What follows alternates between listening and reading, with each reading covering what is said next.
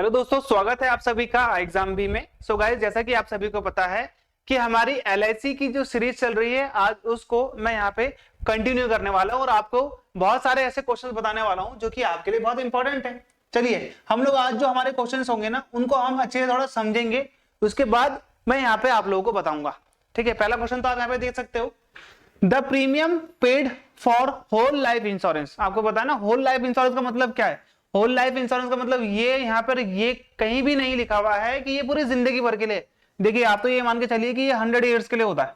ठीक है, तो whole life insurance is dash then the premium paid for term assurance. Premium क्या होता है? जब आप पे करते हो किसी को कोई पैसा बदले में, किसके? जिससे आप इंश्योरेंस ले रहे हो, कोई सर्विस ले रहे हो। अब ये प्रीमियम मंथली हो सकता है, ये प्रीमियम आपका क्वार्टरली हो सकता है, ये प्रीमियम आपका हाफ ईयरली हो सकता है और ये प्रीमियम आपका ईयरली हो सकता है। ठीक है, ये चार तरीके से आपको प्रीमियम देखने को मिल जाएंगे। तो यहाँ पे क्या बोल रहा है? The premium paid for whole life insurance, whole life insurance का premium then the premium paid for the term insurance. जो आप पेड करते हो प्रीमियम टर्म इंश्योरेंस का, क्या उससे higher, lower, equal, substantially higher या फिर नन ऑफ दिस। तो यहाँ पे आप देखोगे क्या होता है हमारा हाइयर। तो यहाँ पे मैं क्या बोलना चाहता हूं आप लोगों को, जो हमारा प्रीमियम पेड है होल लाइफ इंश्योरेंस के लिए, वो हमेशा आपका हाइयर होगा। किससे? आपका टर्म इंश्योरेंस से। टर्म इंश्योरेंस से क्यों होगा? क्योंकि ये पैसा वापस नहीं आता, क्योंकि ये है 100 सालों के लिए। ये टर्म होता है 5 साल के लिए, 10 साल के लिए, 1 साल के लिए भी होता है। आप जितने को करवाना चाहो आपको यहाँ पे मिल जाएगा। तो ये हाइयर हो गया। ठीक है, dash life insurance pays of a policy holder mortgage in the event of the person death. कौन सा लाइफ इंश्योरेंस आपको यहाँ पे पॉलिसी होल्डर को मॉर्टगेज देता है अगर किसी व्यक्ति की यहाँ पे डेथ हो जाती है जिसने इंश्योरेंस लिया था? Term life insurance, mortgage life insurance, whole life insurance या फिर एंडोमेंट लाइफ इंश्योरेंस। तो यहाँ पे आप देखोगे हमने देखा है मॉर्टगेज में ही आपको मॉर्टगेज लाइफ इंश्योरेंस देखने को मिल जाएगा।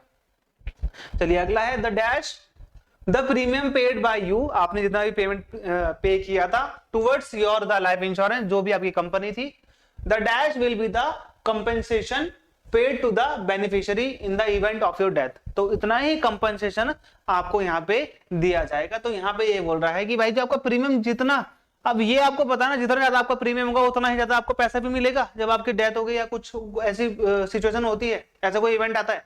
तो यहाँ पे ये जो प्रीमियम है वो आपका उतना ही हाइयर होना चाहिए मेरे हिसाब से। मैं पहला वर्ड तो मैं यहाँ पे इंश्योर मान सकता हूँ, the dash will be the compensation. तो यहाँ पे क्या बोल रहा है? सिंपल, जितना ही आपका हाइयर प्रीमियम होगा उतना ही हाइयर आपका यहाँ पे क्या होगा? कंपनसेशन होगा। तो ये चीज तो हमने यहाँ पे इजिली लगा ली थी। तो लोअर कंपनसेशन क्यों होगा? मान लो एक बंदा यहाँ पे 1000 रुपए देता है हर महीने के लाइफ इंश्योरेंस के लिए, और एक बंदा यहाँ पे 10,000 रुपए देता है, तो ऑब्वियसली इसका कंपनसेशन ज्यादा होगा ना एज कम्पेयर टू ये। तो यही बस यहाँ पे ये कहना चाह रहा है, जितना ज्यादा आप प्रीमियम दोगे उतना ही ज्यादा आपको यहाँ पे क्या होने वाला है, एक तरीके से पेमेंट होने, उतना ही आपका कंपनसेशन होगा। तो यहाँ पे LIC AO की कोर्स आप देख सकते हो, अफोर्डेबल कोर्स है, आप लोगों के लिए है। तो यहाँ पे आप देख रहे हो बहुत सारी चीजें आप लोगों के लिए है। आपने क्या करना है? एनरोल करवाना है, या फिर आपकी जो PDF है, आपको जो कोर्स का जो डिस्क्रिप्शन है आपको यहाँ पे डिस्क्रिप्शन में देखने को मिल जाएगा। कोर्स का जितना भी आपको पता होना चाहिए, प्राइस कितना है, यहाँ पे क्लासेस कैसे होती हैं, किस प्रकार से होती है, आपने सिर्फ और सिर्फ iExamB की वेबसाइट में जाना है। पेज में आपने क्या करना है? एंटर करना है उसको। यहाँ पे आपको LIC AO दिख जाएगा।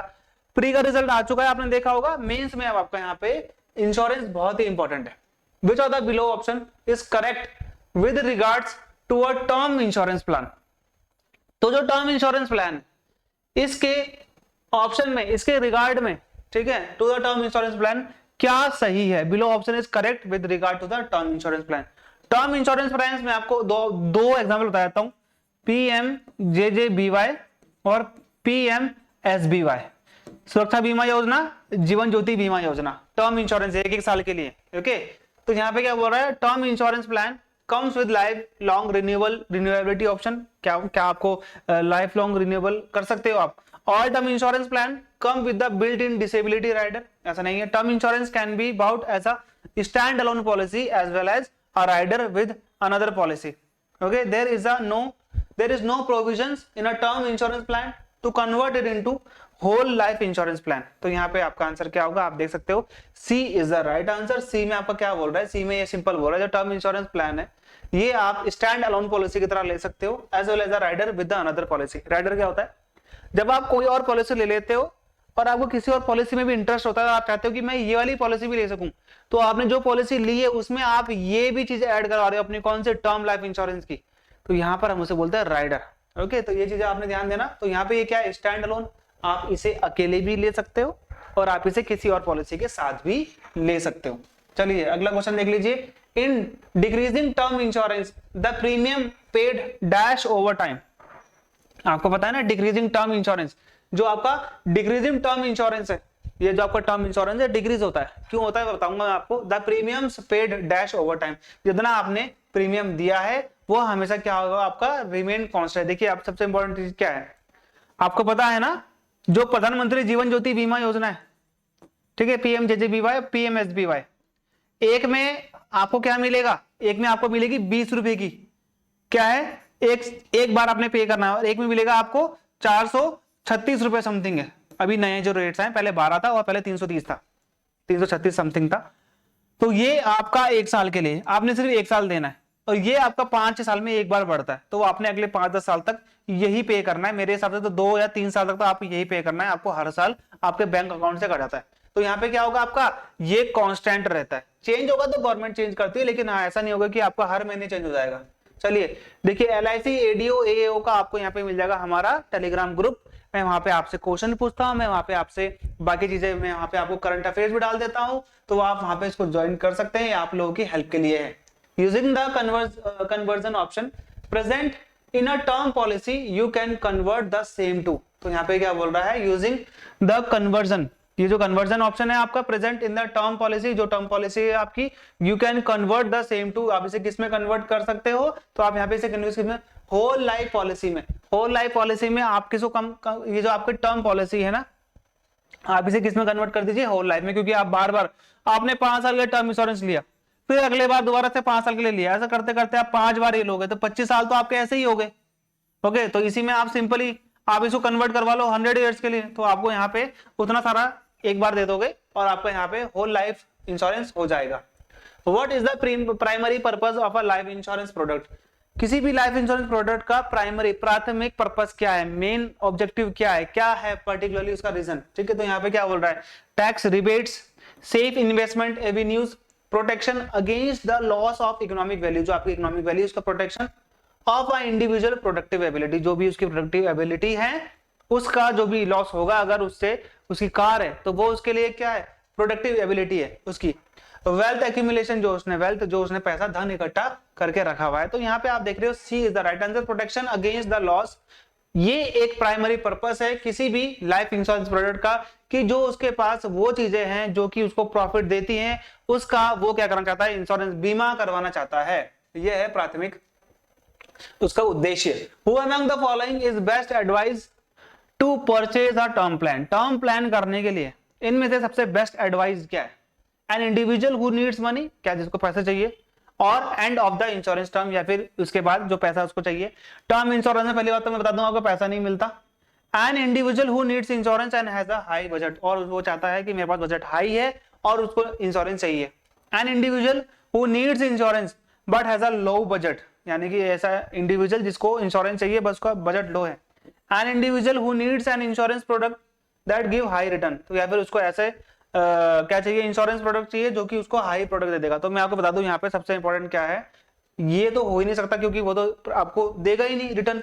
An individual who needs insurance but has a low budget, तो यहाँ पे आपने क्या करना है, 4000 5000 में आपने 2 साल के लिए 3 साल के लिए अपना टर्म इंश्योरेंस ले लेना है, लेकिन वो 4000 आप भूल जाना, जो आपने पैसे दिए थे वापस नहीं मिलेंगे वो। Okay, which of the below statement is incorrect with regard to decreasing term assurance. Term assurance लेने की जो चीजें हैं वो डिक्रीजिंग क्यों हो रही है, उसका आपने यहाँ पे क्या बताना है, इनकरेक्ट। क्या है इनमें से, death benefit amount decrease with the term of coverage, तो यहाँ पे क्या बोल रहा है कि जो डेथ बेनिफिट है जैसे आपकी क्या हो जाएगा, यहाँ पे आपका कवरेज है उसके हिसाब से वो डिक्रीज हो जाएगा। Premium amount decrease with the term of coverage, तो ऐसा नहीं है, premium remains level throughout the term. या mortgage redemption plans are an example of decreasing term assurance plan, या फिर नन ऑफ दिस। तो यहाँ पे आप देख रहे हो B is the right answer, premium amount decreases with the term of coverage. देखिए सबसे इंपॉर्टेंट चीज क्या होगी, जो भी आपका प्रीमियम है वो घटता हुआ जाएगा अगर जो आपका यहाँ पे क्या है, जो टर्म है, जो कवरेज है आपकी कम हो रही है, तो इसीलिए टर्म एश्योरेंस यहाँ पे क्या हो जाता है, पर्टिकुलर डिक्रीज हो रहा है। तो यहाँ पे इनकरेक्ट बोल रहा है, तो this is the incorrect thing, B वाला यहाँ पे क्या होता है, बिल्कुल गलत है आपके लिए। चलिए अगला है, which of the below statement is correct with, यहाँ पे कौन सा करेक्ट है, एंडोमेंट एश्योरेंस प्लान के लिए। तो एंडोमेंट एश्योरेंस प्लान आपने पूरा पता होना चाहिए। It has a death benefit component only. क्या सिर्फ इसमें डेथ बेनिफिट होता है, क्या इसमें सर्वाइवल बेनिफिट कंपोनेंट होते हैं, या फिर इसमें दोनों ही डेथ बेनिफिट और सर्वाइवल कंपोनेंट दोनों होते हैं, या फिर ये किसी टर्म प्लान के अनुसार होता है, या फिर ये किसी टर्म प्लान की तरह ही वर्क करता है। तो ये इट हैज बोथ, इसमें दोनों ही आपको मिलेगा, इसमें एंडोमेंट प्लान में, जिसमें आपको क्या मिलेगा, यहाँ पे डेथ बेनिफिट भी मिलेंगे और आपको यहाँ पे सर्वाइवल कंपोनेंट भी मिलेंगे। Which of the below is an example of an endowment assurance plan. इनमें से कौन सा एग्जांपल है एंडोमेंट एश्योरेंस प्लान का, ठीक है। तो यहाँ पे अगर आप देखोगे mortgage redemption plan, credit life insurance plan, okay, और मनी बैक प्लान, या फिर आपका यहाँ पे हो गया होल लाइफ प्लान, या फिर नन ऑफ दिस। तो यहाँ पे अगर आप देखोगे सबसे इंपॉर्टेंट क्या आ जाएगा आपका money back plan. Money back plan क्या होता है, जैसे आपने मान लीजिए 5 साल तक पैसा जमा करा और यहाँ पर आपकी पॉलिसी में लिखा होता है कि अगले 6ठे साल में आपको इतना % पैसा मिल जाएगा। तो मान लीजिए आपने 1 लाख जमा करा था, तो 10% आपको यहाँ पर 6 साल बाद 10,000 रुपए मिल जाएंगे। फिर आपको 7 साल 8 साल बाद फिर यहाँ पे बोला 20% पैसा मिलेगा। तो ऐसा करके आपको पैसा वापस मिलता रहता है इसमें, ठीक है। तो यहाँ पे मनी बैक प्लान हो गया आपका कौन सा, आपका यहाँ पे हो गया आपका एंडोमेंट एश्योरेंस प्लान, ओके। तो ये आपका एग्जांपल है। चलिए अगला है, which among the following is a non traditional life insurance product. इनमें से कौन सा एक non traditional life insurance product है, तो term assurance, universal life insurance, endowment insurance, whole life insurance, या फिर नन ऑफ दिस। तो यहाँ पे मैं आपको बता दूं B is the right answer, universal life insurance. तो ये यूनिवर्सल लाइफ इंश्योरेंस क्या है, एक ट्रेडिशनल लाइफ इंश्योरेंस प्रोडक्ट है, मतलब non traditional life insurance product है। Which of the below statement is incorrect? इनमें से कौन सा इनकरेक्ट है, तो पहला बोल रहा है variable life insurance is a temporary life insurance. तो क्या है, जो वेरिएबल लाइफ इंश्योरेंस है टेम्पररी है, नहीं होता टेम्पररी, परमानेंट होता है, ठीक है। तो पहला वाला ही गलत हो गया आपका यहाँ पे, तो आपका ए होगा राइट आंसर। तो यहाँ पे देखिए ये परमानेंट होता है, तो यानी कि बी वाला बिल्कुल राइट था। तो आप देख रहे हैं यहाँ पे परमानेंट लाइफ इंश्योरेंस होता है, वेरिएबल लाइफ इंश्योरेंस, बाकी तो फिर सवाल उठता ही नहीं है। What does intertemporal allocation of resources refer to? तो what does intertemporal allocation of resources क्या होता है, क्या रेफर करते हैं, तो postponing allocation of resources until the time is right, या फिर अगला है allocation of resources over time, temporary allocation of resources, या फिर डाइवर्सिफिकेशन ऑफ रिसोर्सेज एलोकेशन। तो यहाँ पे आप क्या बोलेंगे, तो B is the right answer, allocation of resources over time. तो आपका जो भी रिसोर्सेज, जो भी आपके रिसोर्सेज है, उसको आपने कैसे एलोकेट किया, कैसे कैसे किस किस जगह में आपने उसको क्या करा है, लगाया है। ऐसा नहीं कि आपने एक ही जगह पे लगा दिया तो आप वर्सेटाइल नहीं हो पा रहे हो, आपने बहुत जगह पे हाथ लगाना है ताकि आपको मैक्सिमम बेनिफिट यहाँ पे हो पाए।